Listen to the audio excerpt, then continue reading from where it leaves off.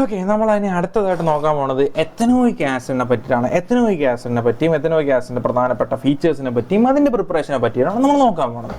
നമ്മളപ്പോൾ എഥനോൾ പഠിച്ചു, മെഥനോൾ പഠിച്ചു. നമ്മൾ പഠിക്കാൻ പോകുന്നത് എത്തനോയിക് ആസിഡ്. ഓയിക് ആസിഡ് എന്ന് പറയുമ്പോൾ നമുക്കറിയാം അത് COOH ആണ്. എന്താണ് എത്തനോയിക് ആസിഡ്? 2 കാർബൺ വിത്ത് COOH അല്ലേ? 2 കാർബൺ വിത്ത് COOH, CH3COOH ആണ് എത്തനോയിക് ആസിഡ് എന്ന് പറയുന്നത്.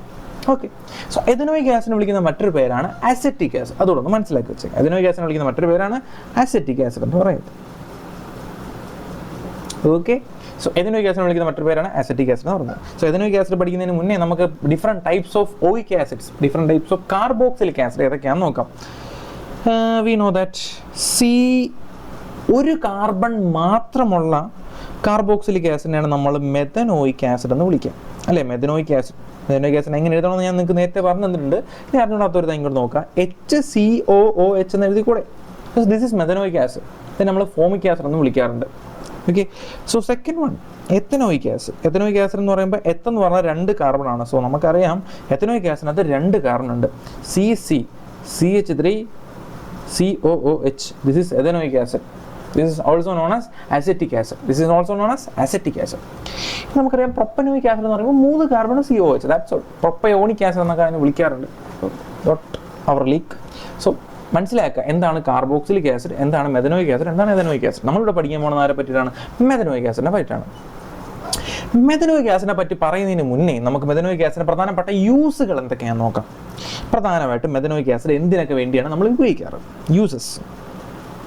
മെഥനോയിക് ആസിഡിന്റെ പ്രധാനപ്പെട്ട ഉപയോഗങ്ങൾ. ഫസ്റ്റ് നമുക്ക് പറയാൻ പറ്റും methanoic acid can be used in the manufacture of vinegar. വിനാഗിരി ഉണ്ടാക്കാൻ വേണ്ടി നമ്മൾ എഥനോയിക് ആസിഡ് ഉപയോഗിക്കാറുണ്ട്. ഇനി നമുക്ക് എന്ത് പറയാൻ പറ്റും? Methanoic acid can be used in the solvent of polymers and resins. Solvent in polymers and resin. പഠിക്കണേ, എഴുതി പഠിക്കണേ. Used in solvent of polymers and resin. Polymers എന്ന് പറയുമ്പോൾ ഈ പ്ലാസ്റ്റിക് എന്ന് പറഞ്ഞൊരു പോളിമറാണ്, പോളിത്തീൻ എന്ന് പറഞ്ഞൊരു പോളിമറാണ്. So different types of polymers ഉണ്ട്. ആ പോളിമേഴ്സിന്റെ പ്രിപ്പറേഷൻ, റബ്ബർ എന്ന് പറഞ്ഞൊരു പോളിമറാണ്. പോളിമേഴ്സിന്റെ പ്രിപ്പറേഷനിലും റെസിനുകൾ നിങ്ങൾ കേട്ടിട്ടുണ്ടാവും. റെസിൻസിന്റെ പ്രിപ്പറേഷനിലും ഒക്കെ നമുക്ക് എന്ത് യൂസ് ചെയ്യാം? നമുക്ക് ഈ എത്തനോയിക് ആസിഡിനെ യൂസ് ചെയ്യാം. Manufacture of disinfectant. What do you mean by disinfectant? അണുനാശിനി. അണുനാശിനിയായിട്ട് നമുക്ക് എഥനോയിക് ആസിഡ് ഉപയോഗിക്കാറുണ്ട്. അതേമാതിരി മാനുഫാക്ചർ ഓഫ്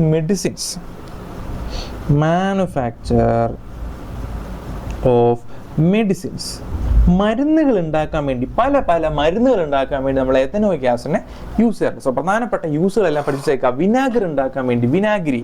അസെറ്റിക് ആസിഡ് എന്ന് പറഞ്ഞാൽ നമുക്ക് വിനെഗറിന്റെ വിനെഗർ എന്ന് പറഞ്ഞാൽ നമുക്കറിയാം അസെറ്റിക് ആസിഡ് ആണ്. സോ വിനെഗർ ഉണ്ടാക്കാൻ വേണ്ടി ഉപയോഗിക്കാറുണ്ട്. പോളിമേഴ്സ്, റെസിൻസ് ഒക്കെ ഉണ്ടാക്കാൻ വേണ്ടി ഉപയോഗിക്കാറുണ്ട്. ഡിസിൻഫെക്റ്റന്റ്, അണുനാശിനി ഉണ്ടാക്കാൻ വേണ്ടി ഉപയോഗിക്കാറുണ്ട്. മെഡിസിൻസ്, മരുന്നുകൾ ഉണ്ടാക്കാൻ വേണ്ടി ഉപയോഗിക്കാറുണ്ട്. സോ യൂസ് പറഞ്ഞ സ്ഥിതിക്ക് ഇത് നമുക്ക് എഥനോയിക് ആസിഡിനെ എങ്ങനെ ഉണ്ടാക്കാം എന്നുള്ള കാര്യം കൂടെ നോക്കാം. എഥനോയിക് ആസിഡിനെ എങ്ങനെ നമുക്ക് പ്രിപ്പയർ ചെയ്യാം?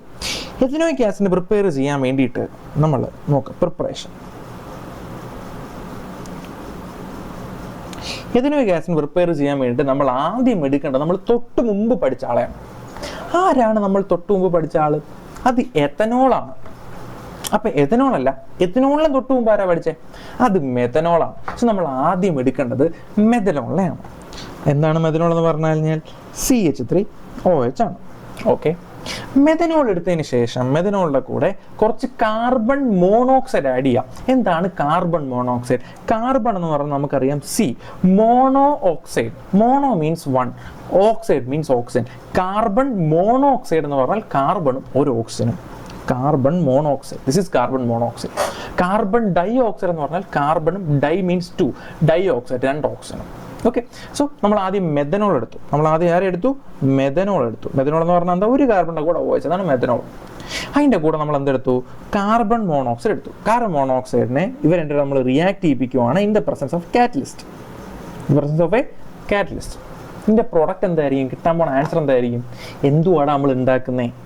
ഇതല്ലേ നമ്മൾ ഉണ്ടാക്കുന്നേ. പ്രിപ്പറേഷൻ ഓഫ് എഥനോയിക് ആസിഡിൽ പഠിക്കുന്നേ. അപ്പോൾ ഉണ്ടാവുന്ന സാധനം എന്തായിരിക്കും? എഥനോയിക് ആസിഡ് തന്നെ ആയിരിക്കും. ഓക്കെ, ഇനി ഞാൻ നിങ്ങൾക്ക് ഓർത്ത് വെക്കാൻ വേണ്ടി ഒരു എളുപ്പ വഴി പറഞ്ഞുതരാം. ഈ സാധനം ഓർത്ത് വെക്കാൻ വേണ്ടിയിട്ട് ഒരു എളുപ്പ വഴി പറഞ്ഞുതരാം. നിങ്ങളത് നോക്കേ, ഈ CO പിടിച്ചതായി ഇവിടെ നിന്ന് വെച്ച് നോക്കേ, CO പിടിച്ച് ഇവിടെ നിന്ന് വെച്ച് നോക്കേ, എന്ത് കിട്ടും? CH3 COOH. This is the answer. Simple, that's all.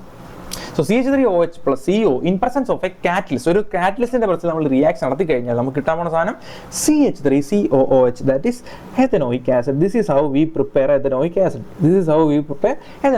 In order to prepare ethanoic acid, first we want to take some methanol. With methanol, react some carbon monoxide in the presence of a catalyst. We get CH3COOH, ethanoic acid. That's all. So ഇതാണ് ethanoic acid preparation. പഠിക്കണം. ഇതിൻ്റെ കൂടെ പഠിച്ചിരിക്കേണ്ട ഒരു സാധനം, നമ്മളിത് connect ചെയ്ത് പഠിക്കാൻ പോകുമ്പോൾ നമ്മൾ മെഥനോളിൻ്റെ പ്രിപ്പറേഷനോട് ഇതിൻ്റെ കൂടെ ഒന്ന് കണക്ട് ചെയ്ത് വെക്കാം. കുറച്ചുകൂടി എളുപ്പമായിരിക്കും പ്രിപ്പറേഷൻസ് ഓർത്തിരിക്കാൻ വേണ്ടി. മെഥനോൾ എങ്ങനെ പ്രിപ്പയർ ചെയ്യുന്നത്? മെഥനോൾ പ്രിപ്പയർ ചെയ്യാൻ വേണ്ടി മെഥനോൾ പറയാനുള്ള കാരണം അത് നമ്മൾ അവിടെ പഠിച്ചതാണ്, ഞാൻ പെട്ടെന്ന് ഓർപ്പിക്കാൻ വേണ്ടി പറയണം കേട്ടോ. മെഥനോളിൻ്റെ പ്രിപ്പറേഷൻ എങ്ങനെയാണ്? അവിടെ നമ്മൾ എന്താ യൂസ് ചെയ്തത്? CO ആണ് യൂസ് ചെയ്തത്. ആലോചിച്ച് നോക്കി, മെഥനോൾ എങ്ങനെ പ്രിപ്പയർ ചെയ്തുകൊണ്ടിരുന്നത്? CO plus 2H2 gives CH3OH. CH3OHൻ്റെ കൂടെ പിന്നെയും CO ആഡ് ചെയ്തപ്പോൾ വി ഗെറ്റ് CH3COH. കണക്ട് ചെയ്ത് പഠിക്കുക. അപ്പോൾ നമുക്ക് ഓർത്തിരിക്കുക എളുപ്പമായിരിക്കും. നമ്മൾ ആദ്യം ഹൈഡ്രജൻ്റെ കൂടെ കാർബൺ മോണോക്സൈഡ് ആഡ് ചെയ്തു, അപ്പോൾ നമുക്ക് എന്ത് കിട്ടി? മെഥനോൾ കിട്ടി. മെഥനോളിൻ്റെ കൂടെ പിന്നെയും കാർബൺ മോണോക്സൈഡ് ആഡ് ചെയ്തു, അപ്പോൾ നമുക്ക് എന്ത് കിട്ടി? എത്തനോയിക് ആസിഡ് കിട്ടി. ഓർത്തിരിക്കാൻ വേണ്ടി, കണക്ഷന് വേണ്ടി ഞാൻ പറഞ്ഞതാണ്. ഓക്കെ, അല്ലാതെ ഈ റിയാക്ഷൻ ഇങ്ങനെ സീരിയസ് ആയിട്ട് നടക്കുമെന്നല്ല ഞാൻ പറഞ്ഞത്, കണക്ഷന് വേണ്ടി. ഇതിന് ഓർത്തിരിക്കാൻ വേണ്ടിയിട്ട് രണ്ട് പ്രിപ്പറേഷൻസ് മെയിനായിട്ട് നമുക്ക് പഠിക്കാനുണ്ട്. മെഥനോളിൻ്റെ പ്രിപ്പറേഷൻ, കാർബൺ മോണോക്സൈഡ് എത്തനോയിക് ആസിഡിൻ്റെ പ്രിപ്പറേഷൻ. എത്തനോളിൻ്റെ പ്രിപ്പറേഷൻ അത് വേറെ തന്നെയാണ്, അത് ഒരു എൻ്റയർ വലിയ സാധനമാണ്, അത് എന്തായാലും പഠിച്ചേ പറ്റൂ. ഈ രണ്ട് പ്രിപ്പറേഷൻ ഓർത്തിരിക്കാനുള്ള വഴിയാണ് പറഞ്ഞത്. ഹൈഡ്രജൻ്റെ കൂടെ കാർബൺ മോണോക്സൈഡ് ആഡ് ചെയ്ത് കഴിഞ്ഞാൽ നമുക്ക് എന്ത് കിട്ടും? താണ്ടെ മെഥനോൾ കിട്ടും. ഈ മെഥനോൾ താണ്ടെ നോക്ക്, മെഥനോൾ. ഈ മെഥനോളിൻ്റെ കൂടെ പിന്നെയും കാർബൺ മോണോക്സൈഡ് ആഡ് ചെയ്ത് കഴിഞ്ഞാൽ നമുക്ക് എന്ത് കിട്ടും? എത്തനോയിക് ആസിഡ് കിട്ടും. ഓക്കെ, സോ ഇതാണ് പ്രിപ്പറേഷൻ ഓഫ് എത്തനോയിക് ആസിഡ് എന്ന് പറയുന്നത്. ഇനി വേറെ കാര്യമുണ്ട്, നമ്മൾ മെഥനോളിൻ്റെ കൂടെ നമ്മളൊരു ബാക്ടീരിയൻ ആഡ് ചെയ്യുവാണ്, named as acetobacter. Okay, ethanol. കുറച്ച് എഥനോൾ എടുക്കുക. മെഥനോൾ അല്ല, എഥനോൾ. ശ്രദ്ധിക്കാൻ ഞാൻ പിന്നെയും പറയുന്നു എഥനോൾ. എഥനോളിൻ്റെ കൂടെ കുറച്ച് അസറ്റോബാക്ടർ ബാക്ടീരിയനെ ആഡ് ചെയ്യുക. Acetobacter, it's A type of bacteria.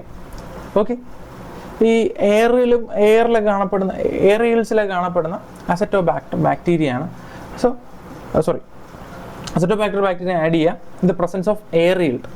Okay, so ഇങ്ങനെ നമ്മൾ ഇത് രണ്ടോട് ആഡ് ചെയ്താൽ നമുക്ക് എന്ത് കിട്ടും? വിനെഗർ കിട്ടും. ഇതൊന്ന് ജസ്റ്റ് ഒന്ന് നോട്ട് ചെയ്ത് വെച്ചിരുന്നാൽ മാത്രം മതി. ജസ്റ്റ് എവിടെയെങ്കിലും കണ്ടു കഴിഞ്ഞാൽ, പരീക്ഷയ്ക്ക് ചോദിച്ചു കഴിഞ്ഞാൽ എഴുതാൻ വേണ്ടിയിട്ട് ജസ്റ്റ് ഒന്ന് നോട്ട് ചെയ്ത് വെച്ചേക്കാം. സോ എഥനോളിൻ്റെ കൂടെ നമ്മൾ എന്ത് ചെയ്യുന്നു? കുറച്ച് അസറ്റോബാക്ടർ ബാക്ടീരിയനെ ആഡ് ചെയ്ത് കഴിഞ്ഞാൽ വി ഗെറ്റ് വിനെഗർ ഡയറക്റ്റ് ഉണ്ടാക്കാൻ വേണ്ടി എഥനോളിൻ്റെ കൂടെ കുറച്ച് അസറ്റോബാക്ടർ ബാക്ടീരിയനെ ആഡ് ചെയ്താൽ മതി. Okay, that's all about this topic. ഇത്രേ ഉള്ളൂ ഈ ടോപ്പിക്, സിമ്പിളാണ്.